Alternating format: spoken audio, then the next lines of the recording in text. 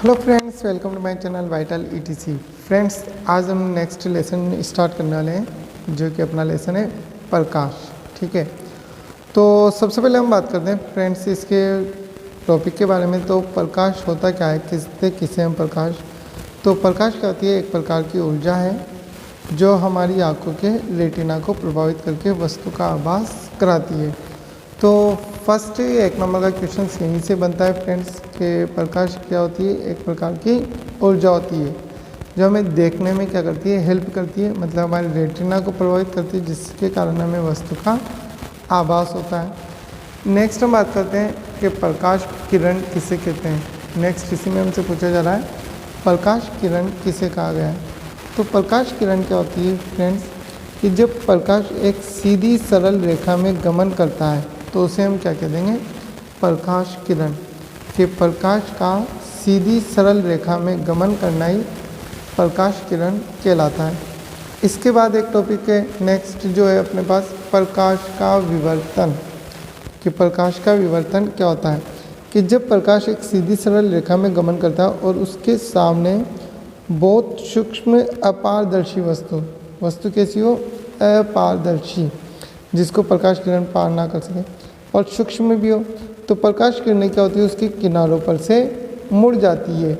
उसके किनारों पर से मुड़ना ही क्या कहलाता है, प्रकाश का विवर्तन कहलाता है। तो जैसे कि आप यहाँ तक देख लीजिए कि प्रकाश किरण के सरल रेखा में गमन करने वाले प्रकाश को प्रकाश किरण कहते हैं।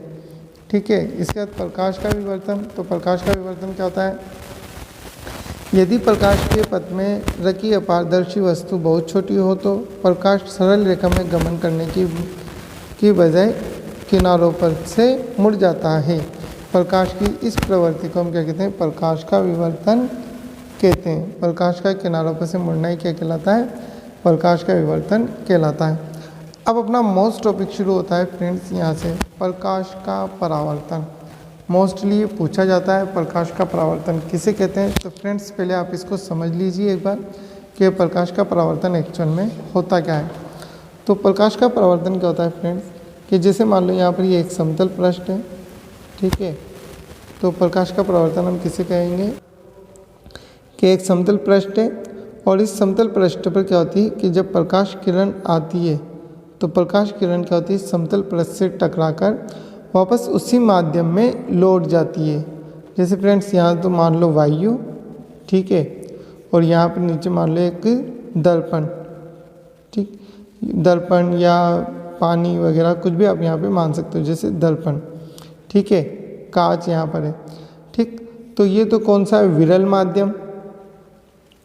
माध्यम और ये क्या है, सघन माध्यम, ठीक है।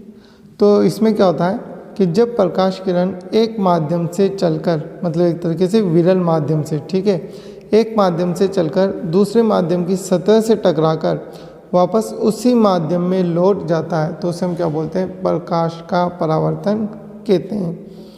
सिंपल सी बात है, जैसे हम कांच देखते हैं तो कांच में या फिर कांच के द्वारा जैसे वो एक तरीके से हम चिल्का वगैरह करते हैं तो प्रकाश क्या होता है, कांच पे पड़ता है और कांच के बाद फिर वो किसी हमें दीवार पे दिखाई देता है तो वो क्या होता है, एक तरीके से प्रकाश का परावर्तन कहलाता है।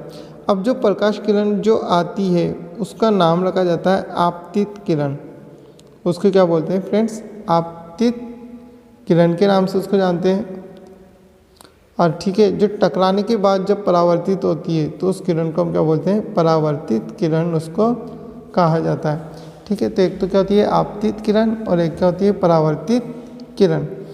ठीक है, तो प्रकाश का परावर्तन किसे कहते हैं कि जब प्रकाश किरण एक माध्यम से चलकर आती है दूसरे माध्यम की सतह से टकराकर वापस उसी माध्यम में, माध्यम का मतलब फ्रेंड्स यहाँ पर पथ अलग चीज़ है, वापस उसी पथ में नहीं, हम क्या बोल रहे हैं उसी माध्यम में, मतलब ऊपर वायु से आई थी प्रकाश किरण और वापस कहाँ चली गई, वायु में चली गई, तो उसे हम क्या कहते हैं, प्रकाश का परावर्तन कहते हैं। ठीक है, अब नेक्स्ट बात आती है परावर्तन के नियम बताइए साहब, परावर्तन के नियम क्या होते हैं। तो इसका पहला नियम है फ्रेंड्स आपतित किरण, परावर्तित किरण, और इन दोनों को विभाजित करके यहाँ पर बिल्कुल एक सीधी रेखा खींचते हैं हम जो कि इस तल के साथ क्या करती है, 90 डिग्री का कोण बनाती है, तो इसको बोलते हैं हम अभिलंब। इसको क्या कहा जाता है, अभिलंब के नाम से इसको जानते हैं।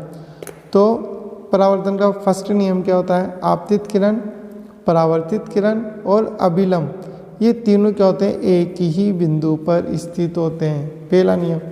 दूसरा नियम फ्रेंड्स, जो आपतित किरण अभिलंब के साथ जो कोण बनाती है उसको बोलते हैं आपतन कोण, उसका नाम क्या होता है, आपतन कोण, ठीक है।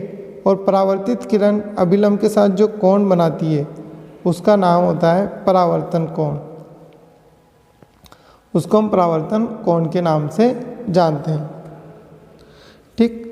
तो दूसरा नियम क्या होगा, आपतन कोण, इसको दिया जाता है कोण आई से रिप्रेजेंट करते हैं और इसको हम आर से रिप्रेजेंट करते हैं। तो हम यहाँ पे लिख देते हैं कोण आई बराबर कोण आर, मतलब आपतन कोण और परावर्तन कोण का मान बराबर होता है। यहाँ पे फ्रेंड्स इस तरीके से क्वेश्चन पूछा जाता है, इसको आप ध्यान से समझना। जैसे मान लो ये इस कोण का मान दे दिया आपको 60 डिग्री, ठीक, मैं नाम दे देता हूँ मैं, जैसे यहाँ कोण ए बी सी, ठीक है, आपको कोण ए का मान दे दिया 60 डिग्री इस कोण का मान, और आपसे कहा जा रहा है कोण सी का मान, मतलब आपतन कोण का मान बताइए।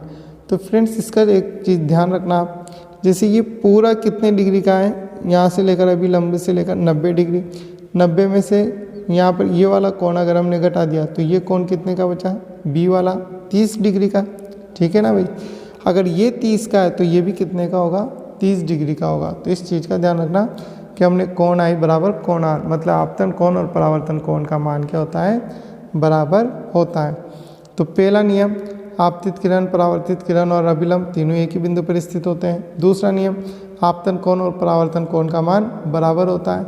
तीसरा नियम, जो परावर्तित किरण जो होती है इसकी तीव्रता और आवृत्ति, मतलब इसकी चमक और इसकी गति क्या होती है, एक तरीके से अपरिवर्तित होती है।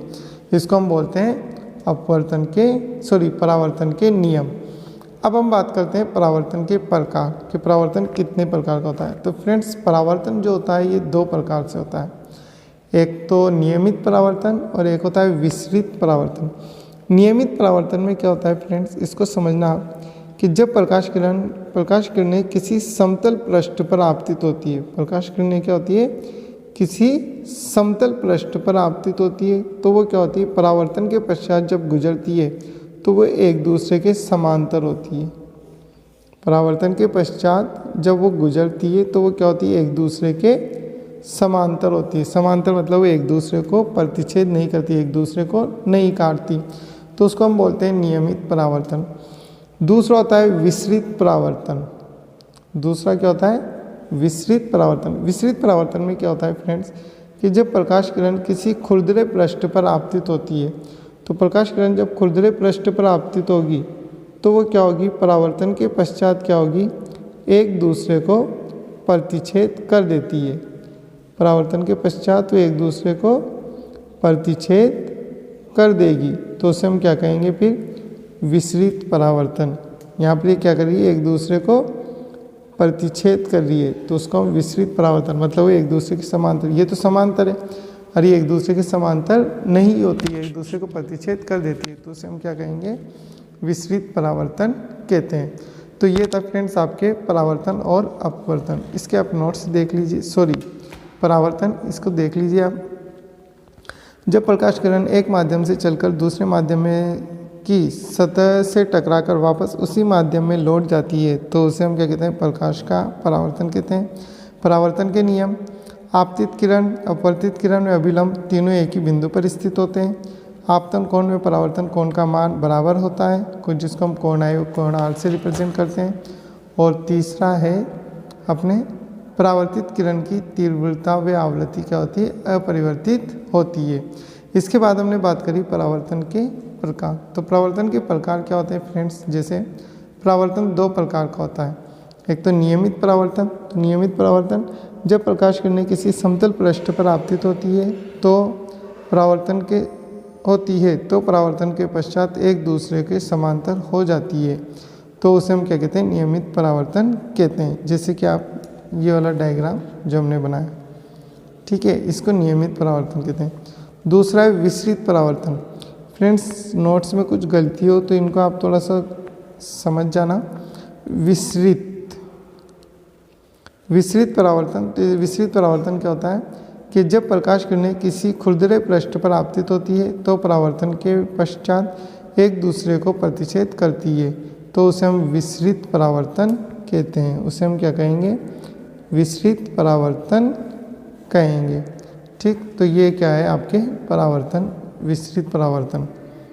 ठीक है, तो परावर्तन किसे कहते हैं? परावर्तन के नियम और परावर्तन के प्रकार।